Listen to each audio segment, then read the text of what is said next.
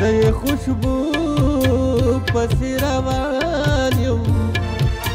زه په تیاره کې برابر جانان لزما جانان ستا د ډېره غمه نن هم چا د زړې یارۍ پیغور راکه ژوندونه نن هم چا د زړې یارۍ پیغور راکه ژوندونه ماتېږم که لږ زور دې راله نور راکه ژوندونه د یاره دې جدا کړم خو په درد دې ورله پوی کړم نصیب دې څومره ښه او څومره سپور راکه ژوندونه د کوم یو لاس اوبو ته چې د عمر تږی ناستم په هغه لاس د جام راله نسکور راکه ژوندونه یو کس په خامخا په اسویلو باندې سېزمه یو کس به خامخا په اسویلو باندې سېزمه یو کس راله بیخي په خوله کې اور راکه ژوندونه قاتل یې خو یو رحم دې منمه چې دې وکړو چې ځای دې ارمانونه له د ګور راکه ژوندونه قاتل یې خو منمه چې یو رحم خو دې وکړو چې ځای دې ارمانونه له د ګور راکه ژوندونه د خنداګانو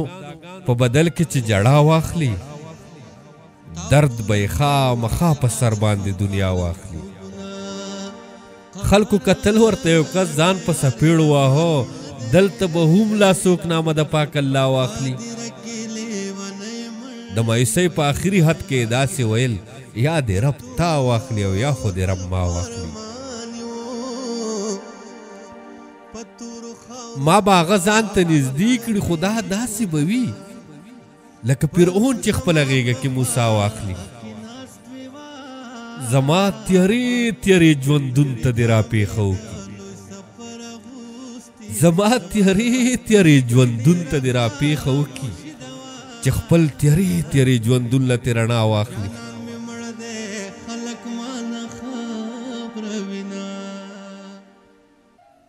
سم خیرې شي سم په غرونو باندې سر شي مین څوک چې د یار د نرمو شونډو نه دعا واخلي چې تا ته ګورم نو اوس خو راته داسې ښکاري لکه په غلا کې غلي څه خپله په غلا واخلي منصوره ما په دغه تمه دوکانونه جوړ کړو که چېرته راشي او هغه پکې سودا واخلي ما به هغه ځان ته نږدې کړي خو دا داسې به وي لکه فرعون چې خپله غېږه کې موسی واخلي زما تیارې تیارې ژوندون ته دې راپېښه وکړي چې خپل تیارې تیارې ژوندون له تې رڼا واخلي د مایوسۍ په آخري حد کې داسې ویل یا دې رب تا واخلي یا خو دې رب ما واخلي پرون زما په خوا کې ناست وې وا نن دې جامې د لوی سفر اغوستې دینه کلي کې ډېره خاموشي ده وا جانان مې مړ دی خلک